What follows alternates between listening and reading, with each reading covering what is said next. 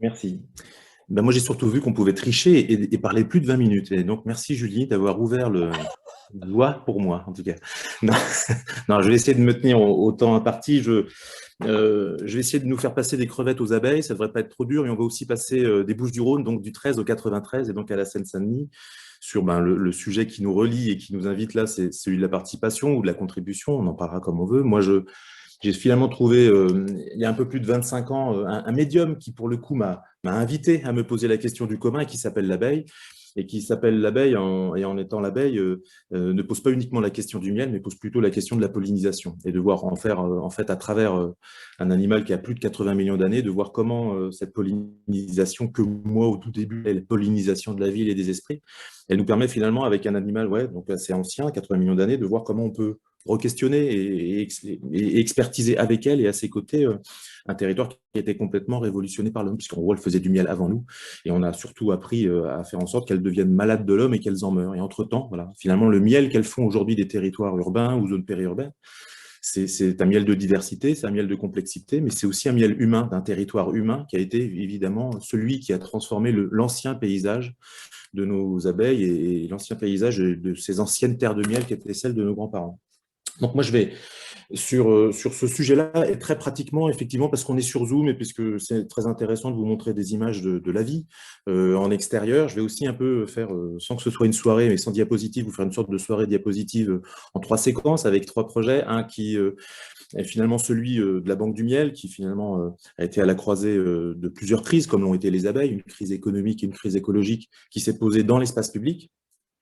Parce que précisément sur le sujet de la participation, parce que l'espace public, c'est le territoire de l'autre, c'est peut-être le meilleur endroit pour poser des questions, et des questions qui ne seraient pas seulement des questions d'artistes. C'est-à-dire qu'à un moment, c'est aussi intéressant dans ces sujets-là de faire en sorte que finalement, ce ne soit pas un artiste entre son ego, son galeriste et un marchand ou un potentiel acquéreur d'œuvres ou de dispositifs qui se pose là, dans l'espace public. C'est pour le coup l'art de la question, de quelque chose qui n'appartient pas qu'à l'artiste et qui permet du coup de partager ce que les abeilles peuvent poser, mais toutes les intrigues qu'il peut y avoir dans cette terre urbaine. Et puis ensuite, un autre projet qui est celui qui est le pari du lieu, qui est le projet de zone sensible sur la reprise de la dernière ferme du 19e siècle, encore en activité aux portes de Paris. Tout ça passe par la création d'un collectif d'artistes que j'ai monté qui s'appelle le Parti Poétique, il y a presque 20 ans, et qui travaille du coup à ça, à voir comment en dehors de ce que j'avais appelé au tout début de la pollinisation de la ville, aujourd'hui, entre une trilogie entre nature, culture, nourriture nous fait avancer sur finalement, on pourrait appeler ça l'art de la question. Et puis, ensuite, on se rapproche de Marseille sur Arles, où on développe un projet qui s'appelle Trésor public, qui prend la suite de la Banque du Miel et qui, pour le coup, se pose la question de savoir comment un nouveau service public de collecte, de perception, qui considérerait le vivant comme un trésor public, serait du coup en place à partir de 2020 sur une échéance de 10 ans. Je vais essayer, avec le même talent que Julie, de partager mon écran. Et vous me direz, en faisant non pas un signe de la tête, mais en me disant oui, si ça marche. Donc là, ça ne marche pas. Et là, il faut que j'appuie sur partager l'écran, évidemment. Toc, toc, et là.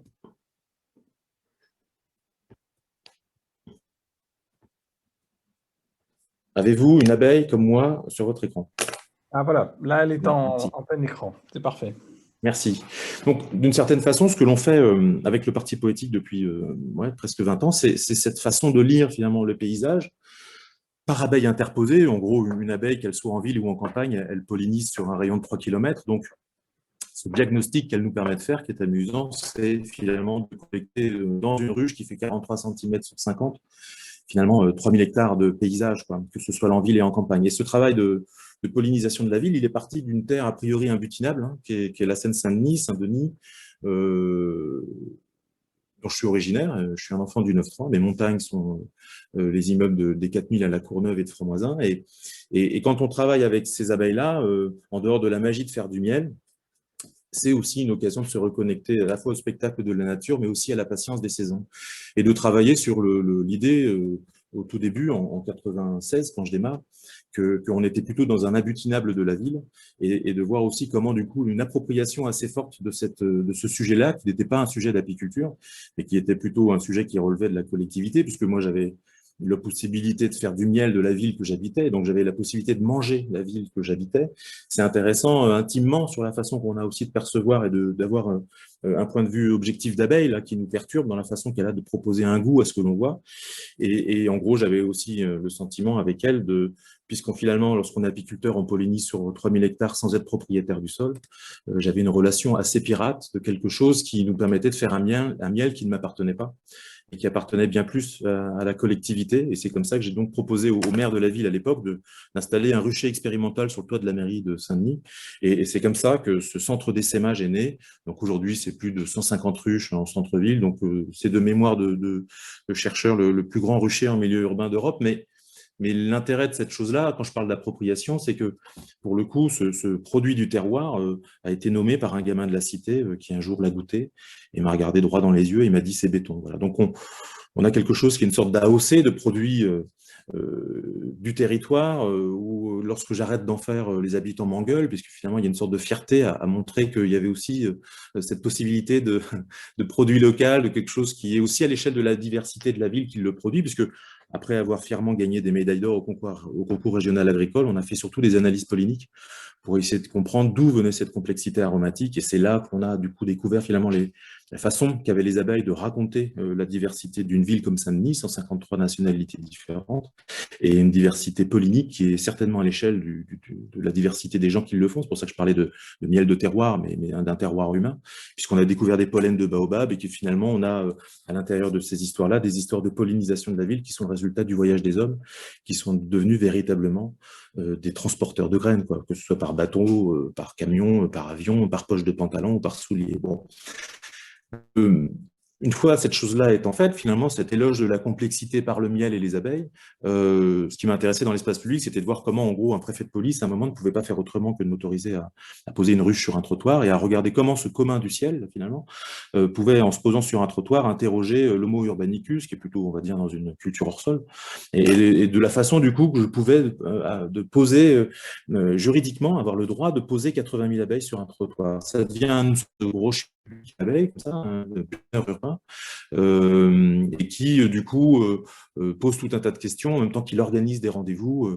Et de ce témoignage-là, l'année suivante, le Centre Pompidou me propose une carte blanche où là, du coup, j'installe sur le parvis du centre de Beaubourg le pollinisateur urbain, qui est une chambre où finalement, ce qui m'intéresse, c'est plutôt de créer les conditions d'une chambre de pollinisation où on pourrait enfermer les humains dans une ruche et de voir ce que ça produit finalement, que de pouvoir avoir un miel du centre de la métropole. Si on pose une ruche en son centre, quel est le goût du centre de Paris, hein, quel serait le miel étalon du centre de la métropole. Et puis, ce qui est intéressant, à un moment, dans cette histoire-là, c'est peut-être, quand je parlais tout à l'heure de la redécouverte du spectacle de la nature, c'est ce moment où l'artiste se tait, voilà, où finalement, cette proximité des abeilles nous oblige à respecter, à essayer de comprendre l'indéfinissable, quoi.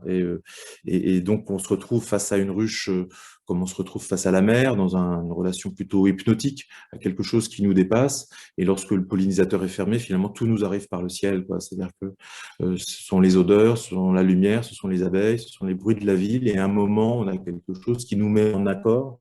Et pour le coup, lorsque moi j'entends le mot participation, j'entends surtout relation. C'est-à-dire que finalement, ce que les abeilles produisent, d'abord, c'est une relation qu'elles ont historiquement avec le territoire, mais de voir aussi quelle relation on a rompu avec elles et avec, quand on est en tout cas un homo urbanicus, comment on a rompu cette relation et comment cette rupture nous met dans cette situation aujourd'hui où le vivant est déconsidéré, on va dire, pour le faire simplement.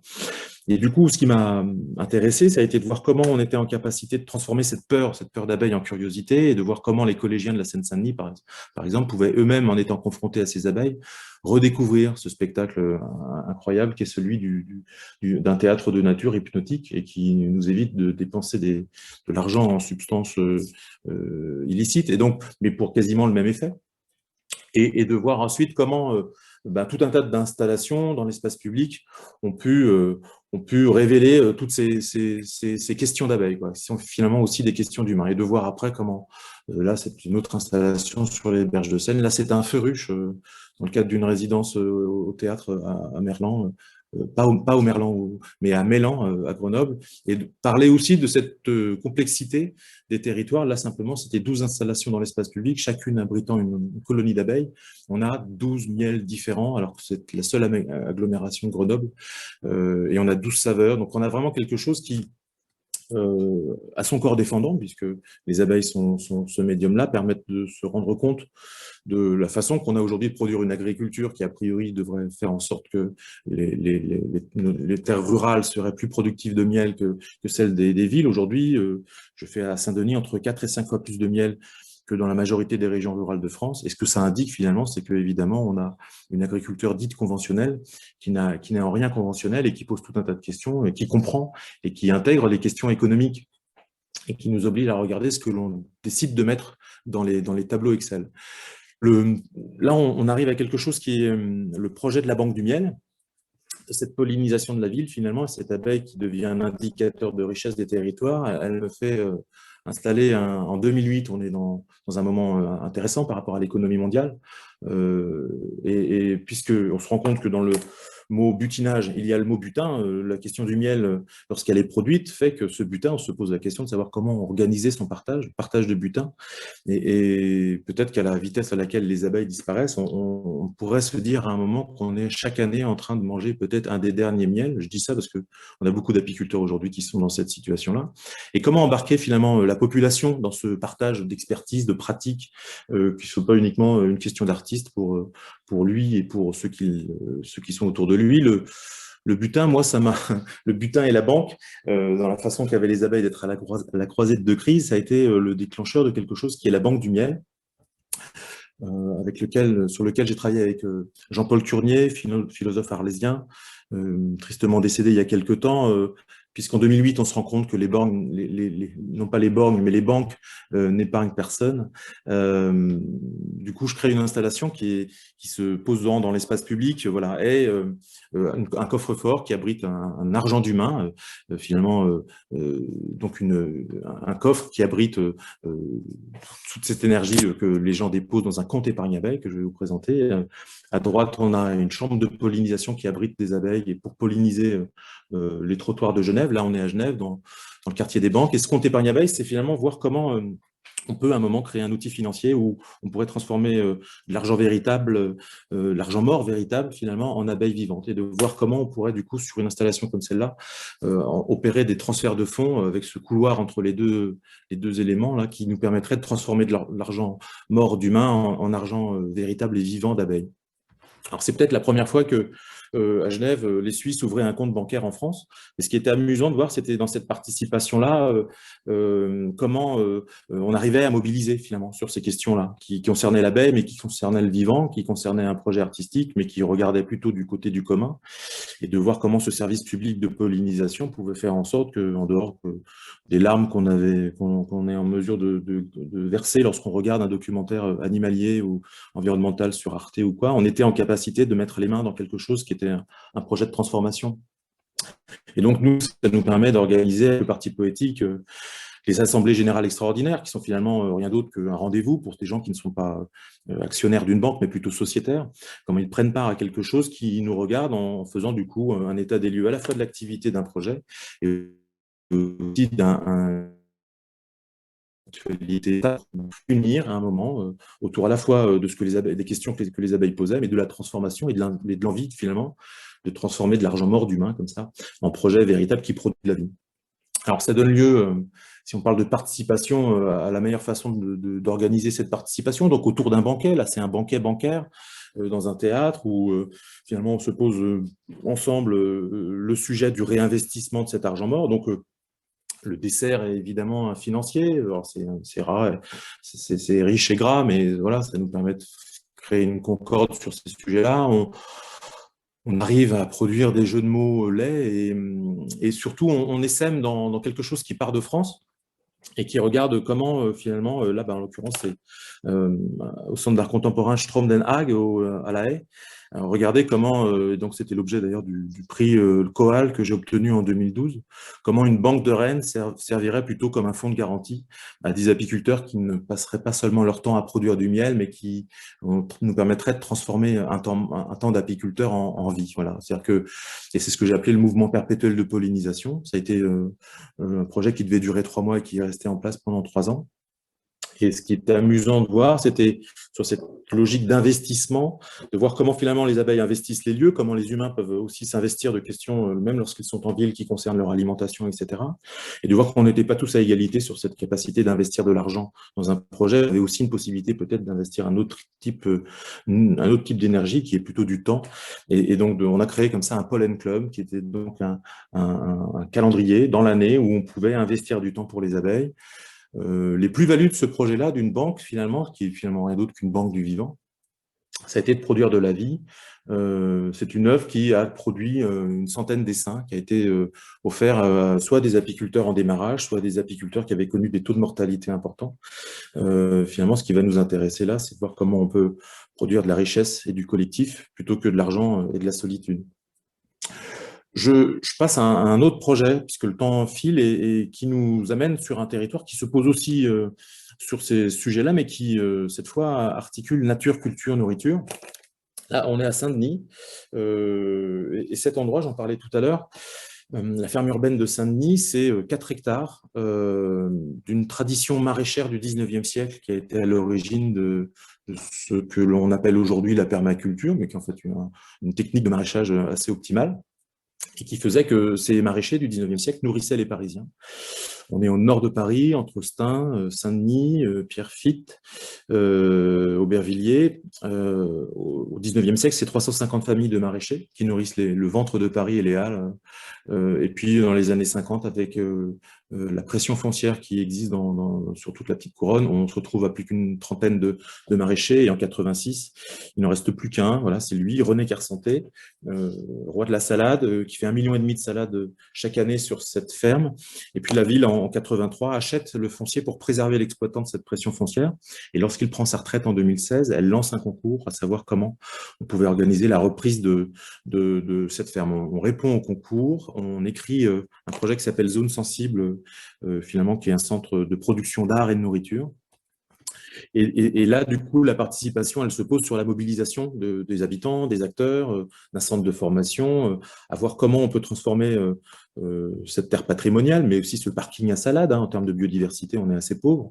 Comment on peut transformer cet espace magique, mais en véritable hospice de biodiversité, un lieu pour l'hospitalité à la fois humaine et végétale.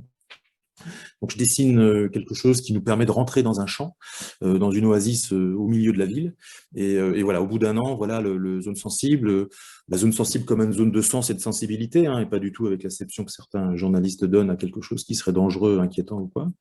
Et puis, ce qui va nous intéresser, du coup, c'est de voir comment ça devient finalement un espace public. Alors, en participation, ce qui est intéressant là, c'est de ne pas la cerner, cette participation, c'est de l'ouvrir et de créer un endroit à la fois pour de la poésie, qui ne dit pas qu'elle en est, autant que pour des artistes qui sont aujourd'hui en résidence et qui est centre d'art sans le dire. Alors, on a une production, évidemment, maraîchère, qui sert à alimenter, évidemment, le territoire dans un contexte, depuis l'année dernière, lié au Covid, j'ai monté un projet qui s'appelait Solidarité pandémique, et avec le parti politique, on a fait en sorte que la priorité sur un territoire comme le nôtre soit évidemment de venir en aide à un certain nombre de familles qui avaient des difficultés de début de mois plutôt que de les avoir habituellement en fin de mois. Bon. Je vais aller un petit peu plus vite.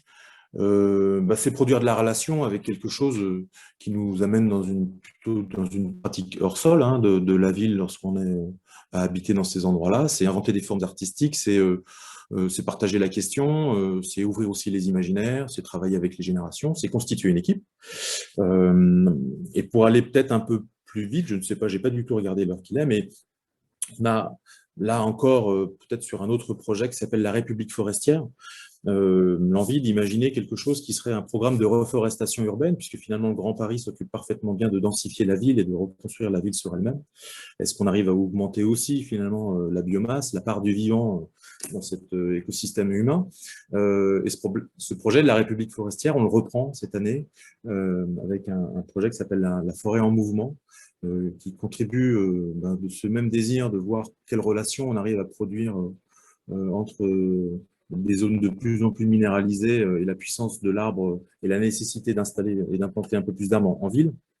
Et puis le dernier sujet que je voulais vous présenter, toujours sur le lien à la participation, on en est au tout début. Alors cette image est pas très poétique, mais elle ouvre plein d'imaginaires.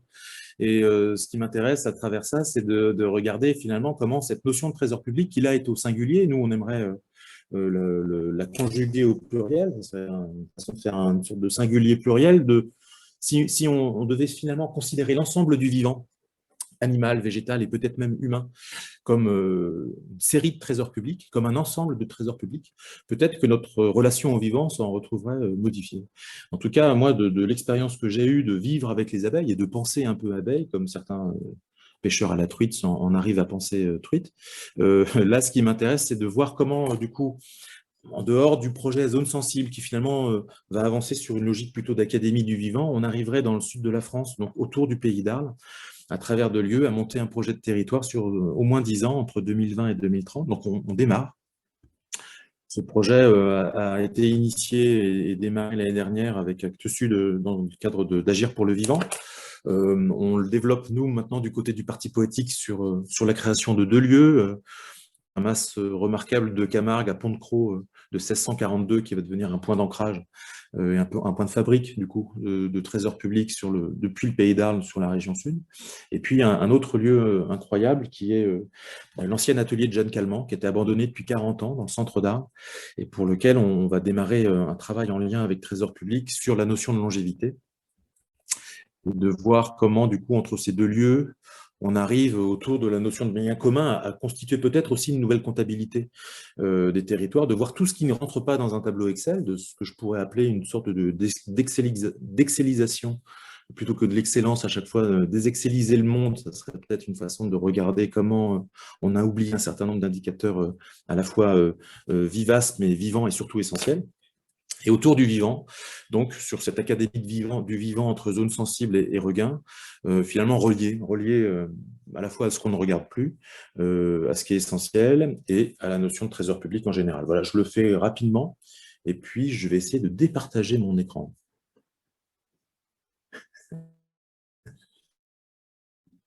Merci beaucoup, Olivier. Je vous ai perdu. Oui. Non, Merci. je te remercie. Nous allons garder les questions pour le débat après les 3 interventions. Je précise, j'ai oublié de le faire. Merci Alexandra de l'avoir rappelé dans le chat. Donc, vous pouvez déjà commencer à poser des questions ou faire des remarques dans le chat. Et je tâcherai de les reprendre, de les synthétiser, de les reprendre au moment du débat. Merci Olivier d'avoir introduit une autre dimension qui est intéressante, je pense, dans la situation de crise écologique dans laquelle nous nous trouvons, qui est celle de la question du vivant et d'une autre relation au vivant, et qui est finalement, encore une fois, une nouvelle forme de relation au milieu, hein, pour le dire avec Jacob von Esquel ou bien même avec Simondon, pour ce qui est de la philosophie récente, la relation de l'individu et surtout de groupes d'individus, donc de collectifs, à des milieux chaque fois différents, chaque fois singuliers, mais qu'il faut finalement, qui ne préexistent pas, qui ne sont pas substantiels, mais qu'il faut co-construire ensemble, co-construire et partager ces milieux. Donc merci beaucoup Olivier d'avoir introduit aussi la question de la relation, qui est fondamentale dans la recherche culturelle participative qui nous intéresse aujourd'hui dans ce débat. La question de la relation qu'il faut établir avec donc, à la fois un dispositif, mais le dispositif c'est toujours aussi un objet de désir, hein. on pourrait le dire avec Winnicott, pour commencer. Un objet transitionnel, un objet, comme tu l'as montré, Olivier, qui fait rêver et qui en même temps, fascine, exerce un désir et non pas une pulsion, c'est-à-dire un un objet infini quelque part devant nous. Et c'est bien rendu dans les 3 projets que tu as présentés aujourd'hui.